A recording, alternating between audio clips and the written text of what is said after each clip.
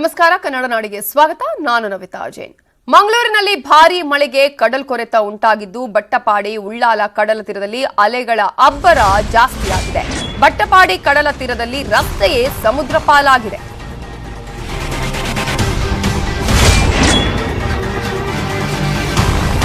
ಅಲೆಗಳ ಹೊಡೆತಕ್ಕೆ ಕೊಚ್ಚಿ ಹೋಗಿದೆ ರಸ್ತೆ. ಬಟ್ಟಪಾಡಿ ಕಡಲ ತೀರದಲ್ಲಿ ರಸ್ತೆಯೇ ಸಮುದ್ರ ಪಾಲಾಗಿದ್ದು ಸಂಪರ್ಕ ಕಡಿತಗೊಂಡಿರುವ ಪರಿಣಾಮ ದ್ವೀಪದಂತಾಗಿದೆ ಈಗ ಬಟ್ಟಪಾಡಿ ಗ್ರಾಮ. ರಸ್ತೆ ಇಲ್ಲದೆ ಬಟ್ಟಪಾಡಿ ಗ್ರಾಮಸ್ಥರು ಪರದಾಟವನ್ನ ಮಾಡ್ತಾ ಇದ್ದಾರೆ. ಮಂಗಳೂರಲ್ಲಿ ಭಾರೀ ಮಳೆಗೆ ಕಡಲ್ಕೊರೆತ ಉಂಟಾಗಿದ್ದು ಬಟ್ಟಪಾಡಿ ಉಳ್ಳಾಲ ಕಡಲ ತೀರದಲ್ಲಿ ಅಲೆಗಳ ಅಬ್ಬರ ಈಗ ಜಾಸ್ತಿ ಆಗ್ತಾ ಇದೆ. ಪ್ರಮುಖವಾಗಿ ಸಮುದ್ರ ತೀರದಲ್ಲಿ ಈಗಾಗಲೇ ಮನೆಗಳಿಗೆ ಆಗಿರ್ಬೋದು ಅಥವಾ ಬೇರೆ ಬೇರೆ ಅಂಗಡಿಗಳಿದ್ರೆ ಅವರನ್ನ ಆಲ್ರೆಡಿ ಎಲ್ಲರನ್ನ ಕೂಡ ಅವರನ್ನ ಸ್ಥಳಾಂತರ ಮಾಡಲಾಗಿದೆ ಜನರನ್ನ. ಬಟ್ ಈಗ ಅಲ್ಲಿನ ಜನ ಒಂದು ರೀತಿಯಾದಂತಹ ಆತಂಕಕ್ಕೆ ಏನಕ್ಕೆ ಒಳಗಾಗಿದ್ದಾರೆ ಅಂದ್ರೆ ರಸ್ತೆ ಸಂಪರ್ಕ ಇಲ್ಲ, ಕಂಪ್ಲೀಟ್ ಆಗಿ ಕಟ್ ಆಗಿ ಹೋಗಿದೆ. ದ್ವೀಪದಂತಾಗಿದೆ ಬಟ್ಟಪಾಡಿ ಗ್ರಾಮ.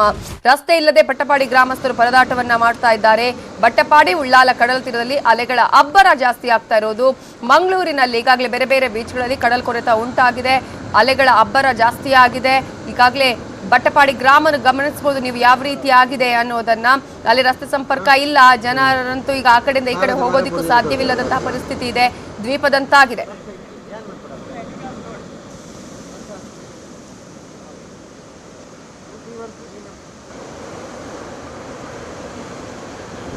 ಹಾಗೆ ಗ್ರೌಂಡ್ ರಿಪೋರ್ಟ್ ಕೊಟ್ಟಿದ್ದಾರೆ ನಮ್ಮ ರಿಪೋರ್ಟರ್ ಕಿಶನ್ ಶೆಟ್ಟಿ.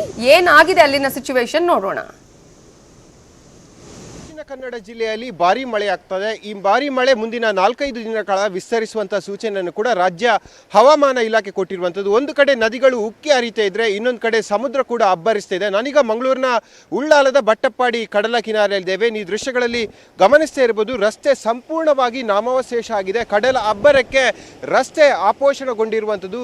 ಇದು ಬಟ್ಟಪಾಡಿ ಗ್ರಾಮವನ್ನು ಸಂಪರ್ಕಿಸುವಂಥ ರಸ್ತೆ. ಉಳ್ಳಾಲದಿಂದ ಬಟ್ಟಪಾಡಿಗೆ ಇರುವಂತಹ ಏಕೈಕ ರಸ್ತೆ. ಆದರೆ ಕಡಲು ಅಬ್ಬರಿಸಿದ ಕಾರಣ, ಕಡಲ್ ಕೊರೆತ ತೀವ್ರವಾದ ಕಾರಣ ಬಟ್ಟಪಾಡಿ ಪ್ರದೇಶಕ್ಕೆ ಹೋಗುವಂಥ ರಸ್ತೆ ಸಂಪೂರ್ಣವಾಗಿ ಈಗ ಕಡಲು ಪಾಲಾಗಿರುವಂಥದ್ದು. ಬಟ್ಟಪಾಡಿ ಗ್ರಾಮದಲ್ಲಿ ಸುಮಾರು 35 ಕುಟುಂಬಗಳು ವಾಸವಾಗ್ತಾ ಇದೆ. 35 ಮನೆಗಳಿಗೂ ಈಗ ಸಂಚಾರ ಆರಂಭಗೊಂಡಿರುವಂಥದ್ದು. ಯಾಕೆಂದರೆ ಕಡಲು ಮತ್ತಷ್ಟು ಅಬ್ಬರಿಸ್ತಾ ಇದೆ, ಬೊಬ್ಬರಿಯುತ್ತಿದೆ. ಹಾಗಾಗಿ ಯಾವುದೇ ಕ್ಷಣದಲ್ಲಿ ಏನೇ ಘಟನೆಗಳು ಸಂಭವಿಸಬಹುದು. ಈ ನಿಟ್ಟಿನಲ್ಲಿ ಇಲ್ಲಿನ ಜಿಲ್ಲಾಡಳಿತ ಆ 35 ಮನೆಗಳ ನಿವಾಸಿಗಳನ್ನು ಸುರಕ್ಷಿತ ಪ್ರದೇಶಗಳಿಗೆ ಹೋಗಿ ಎಂಬ ಮನವಿಯನ್ನು ಕೂಡ ಮಾಡಿಕೊಂಡಿರುವಂಥದ್ದು. ನೀವು ದೃಶ್ಯಗಳಲ್ಲಿ ಗಮನಿಸ್ತಾ ಇದ್ದೀರಿ, ರಸ್ತೆ ಸಂಪೂರ್ಣವಾಗಿ ಈಗ ಹಾಳಾಗಿರುವಂಥದ್ದು. ಮುಂದಿನ ದಿನಗಳಲ್ಲಿ ಇದೇ ರೀತಿ ಕಡಲ ಅಬ್ಬರ ಜಾಸ್ತಿ ಆದರೆ ಇಲ್ಲಿನ 35 ಮನೆಗಳು ಕೂಡ ಸಮುದ್ರ ಪಾಲಾಗುವಂತಹ ಆತಂಕ ಇದೆ. ಹಾಗಾಗಿ ಇಲ್ಲಿಯ ಸ್ಥಳೀಯ ಸರ್ಕಾರಿ ಶಾಲೆಯಲ್ಲಿ ಅವರಿಗೆ ಕಾಳಜಿ ಕೇಂದ್ರವನ್ನು ಕೂಡ ತೆರೆಯಲಾಗಿದೆ. ಆದರೆ ಕಾಳಜಿ ಕೇಂದ್ರದಲ್ಲಿ ವ್ಯವಸ್ಥೆಗಳು ಸರಿ ಇಲ್ಲ, ಅಲ್ಲಿ ನಮಗೆ ನೆಲೆಸೋಕೆ ಸಾಧ್ಯ ಆಗಲ್ಲ. ಯಾಕೆಂದರೆ ಜೋರು ಮಳೆ ಬಂದಂಥ ಸಂದರ್ಭದಲ್ಲಿ ಶಾಲೆಯ ಒಳಗೆ ನೀರು ಬರುತ್ತೆ. ಹಾಗಾಗಿ ತುಂಬ ಕಷ್ಟ ಆಗ್ತಾ ಇದೆ ಎಂಬ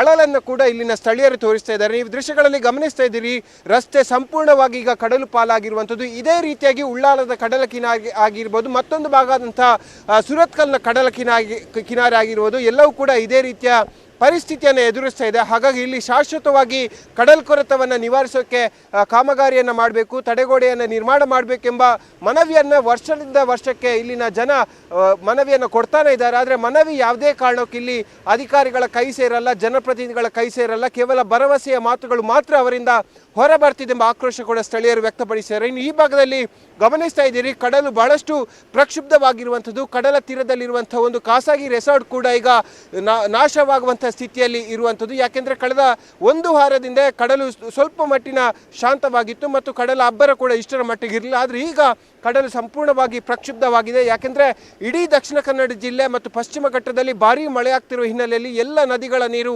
ಕಡಲು ಸೇರ್ತಾ ಇದೆ. ಕಳೆದ ಒಂದು ವಾರದಿಂದ ಕಡಲ ಅಬ್ಬರವು ಕೂಡ ಜಾಸ್ತಿ ಆಗ್ತಾ ಇರೋ ಹಿನ್ನೆಲೆಯಲ್ಲಿ ಕಡಲ ತೀರದ ಜನರು ಕೂಡ ಸಾಕಷ್ಟು ತೊಂದರೆಯನ್ನು ಅನುಭವಿಸ್ತಿದ್ದಾರೆ. ಹಾಗಾಗಿ ಅಧಿಕಾರಿಗಳು ಮತ್ತು ಜನಪ್ರತಿನಿಧಿಗಳು ಈ ಭಾಗಕ್ಕೂ ಕೂಡ ಸ್ವಲ್ಪ ಗಮನವನ್ನು ಹರಿಸಬೇಕೆಂಬ ಮನವಿಯನ್ನು ಇಲ್ಲಿನ ಸ್ಥಳೀಯರು ಮಾಡ್ತಾ ಇದ್ದಾರೆ. ಕಿಶನ್ ಶೆಟ್ಟಿ, ನ್ಯೂಸ್ 18 ಕನ್ನಡ, ಮಂಗಳೂರು. ಇನ್ನು ದಕ್ಷಿಣ ಕನ್ನಡ ಜಿಲ್ಲೆಯಲ್ಲಿ ಮಳೆ ಸಂಕಷ್ಟವನ್ನ ತಂದೊಡ್ಡಿದೆ. ಫಲ್ಗುಣಿ ನದಿ ನೀರಿನಿಂದ ಇಡೀ ಊರಿಗೆ ಈಗ ನೆರೆಯ ಭೀತಿ ಆವರಿಸಿದೆ. ಮಂಗಳೂರಿನ ಅದ್ಯಪಾಡಿಯ ಮೊಗೇರು ಕುದ್ರು ಗ್ರಾಮದ ಜನ ಸಂಕಷ್ಟಕ್ಕೆ ಒಳಗಾಗ್ತಿದ್ದಾರೆ. ಮೊಗೇರು ಕುದ್ರುವಿನ ಸುತ್ತ ಈಗ ಫಲ್ಗುಣಿ ನದಿಯ ನೆರೆಯ ನೀರು ಆವರಿಸಿರುವಂತಹ ಪರಿಣಾಮವಾಗಿ ಮೊಗೇರು ಕುದ್ರುವಿನ 35ಕ್ಕೂ ಹೆಚ್ಚು ಮನೆಯ ಜನರಿಗೆ ಸಂಕಷ್ಟ ಎದುರಾಗಿದೆ. ದೋಣಿಯ ಸಹಾಯದಿಂದಲೇ ಮನೆಯಿಂದ ಹೊರಬರ್ತಾ ಇದ್ದಾರೆ ಜನ. ಅಡಿಕೆ, ತೆಂಗು ತೋಟ, ಗದ್ದೆಗೆ ನೀರು ನುಗ್ಗಿದೆ. ಪ್ರಮುಖವಾಗಿ ಈಗಾಗಲೇ ಅಪಾರ ಪ್ರಮಾಣದ ಬೆಳೆ ನಷ್ಟ ಆಗಿದೆ. ಅಂದ್ರೆ ಅಲ್ಲಿ ಈಗಾಗಲೇ ತೋಟದಲ್ಲಿ ತೆಂಗು ಆಗಿರ್ಬೋದು, ಕಂಗು ಬೆಳೆಯನ್ನು ಬೆಳೀತಾ ಇರುವಂತಹ ರೈತರಿಗೆ ಸಾಕಷ್ಟು ನಷ್ಟ ಆಗಿರುವಂತದ್ದು. ಫಲ್ಗುಣಿ ನದಿಗೆ ಅಣೆಕಟ್ಟು ಕಟ್ಟಿದ್ರಿಂದ ಪ್ರತಿ ವರ್ಷ ಗ್ರಾಮದ ಕಡೆಗೆ ನೀರು ನುಗ್ಗುವಂತಹ ಒಂದು ನೆರೆ ನೀರು ಬರುವಂತಹ ಆತಂಕ ಕೂಡ ಜನರಲ್ಲಿ ಇದೆ. ನೀವು ನೋಡ್ತಾ ಇದ್ದೀರಲ್ಲ, ಮೊಗೇರು ಕುದ್ರು ಗ್ರಾಮದ ಜನ ಯಾವ ರೀತಿಯಾಗಿ ಈಗ ಮನೆಯಿಂದ ಹೊರಬರಬೇಕು ಅಂದ್ರೆ ಈ ಒಂದು ದೋಣಿಯನ್ನೇ ಅವಲಂಬನೆ ಮಾಡಬೇಕಂತಹ ಪರಿಸ್ಥಿತಿ ಇದೆ. ಫಲ್ಗುಣಿ ನದಿ ಅಬ್ಬರಿಸ್ತಾ ಇದೆ. ಊರಿಗೆ ಈಗ ಬೇರೆ ಬೇರೆ ಗ್ರಾಮಗಳಿಗೆ ಇದರ ಒಂದು ನೆರೆಯ ಆತಂಕ ಕೂಡ ಎದುರಾಗಿದೆ. ಅದೇ ನಮಗೆ ಹೊರಗಡೆ ಹೋಗ್ಲಿಕ್ಕೆ ಇಲ್ಲ, ಮತ್ತೆ ದನಕರ ಎಲ್ಲ ಒಳಗಡೆ ಇದೆ, ಅದಕ್ಕೆಲ್ಲ ಹುಲ್ಲಿಗೆಲ್ಲ ತುಂಬ ಕಷ್ಟ ಆಗ್ತದೆ. ನಮಗೇನು ಸಾಮಾನೆಲ್ಲ ತರಲಿಕ್ಕೆ ಹೋಗೋದು ತುಂಬ ಕಷ್ಟ. ಇದ್ದದ್ರಲ್ಲೇ ತಿಂದು ಅದೇ ತಿನ್ನುವುದಷ್ಟೇ ನಾವು. ಮತ್ತು ಇದು ನಮಗೆ ಒಂದು ಡ್ಯಾಮಿದ್ದು ಸಮಸ್ಯೆ ತುಂಬ ಇದೆ, ಅದನ್ನು ಸ್ವಲ್ಪ ಇದು ಮಾಡಬೇಕಷ್ಟೇ. ಯಾರಾದರೂ ಅಧಿಕಾರಿಗಳು ಇದರ ಬಗ್ಗೆ ಸ್ವಲ್ಪ ಗಮನ ಹರಿಸಿದರೆ ನಮಗೆ ತುಂಬ ಒಳ್ಳೆಯದಾಗ್ತದೆ. 8 ವರ್ಷ ಆಯಿತು ಇದು ಡ್ಯಾಮ್ ಆದಾಗಿನಿಂದ ಇದೇ ಸಮಸ್ಯೆ. ನಮ್ಮಲ್ಲಿದು ಮೊದಲೆಲ್ಲ ದೋಣಿ ಇರಲಿಲ್ಲ, ಈಗ 10 ವರ್ಷದಿಂದ ನಾವು ದೋಣಿ ತಗೊಂಡದ್ದು ಬೇಕಾಗ್ಬೋದು ಅಂತ. ಮೊದಲೆಲ್ಲ ಒಂದು ದಿವಸ ಎಲ್ಲ ಬಂದರೆ ಮಳೆ ಕಮ್ಮಿ ಆದ ತಕ್ಷಣ ಇಳೀತದೆ ನೆರೆ. ಈಗ ಇದು 15 ದಿವಸ ಆಯಿತು, 15 ದಿವಸದಿಂದ ಹೀಗೆ ಇರೋದು. 15 ದಿವಸದಿಂದ ಮಳೆ. ಅದೇ ನಮಗೆ ಹೊರಗಡೆ ಹೋಗ್ಲಿಕ್ಕೆ ಇಲ್ಲ, ಮತ್ತು ದನಕರ ಎಲ್ಲ ಒಳಗಡೆ ಇದೆ, ಅದಕ್ಕೆಲ್ಲ ಹುಲ್ಲಿಗೆಲ್ಲ ತುಂಬ ಕಷ್ಟ ಆಗ್ತದೆ. ನಮಗೇನು ಸಾಮಾನೆಲ್ಲ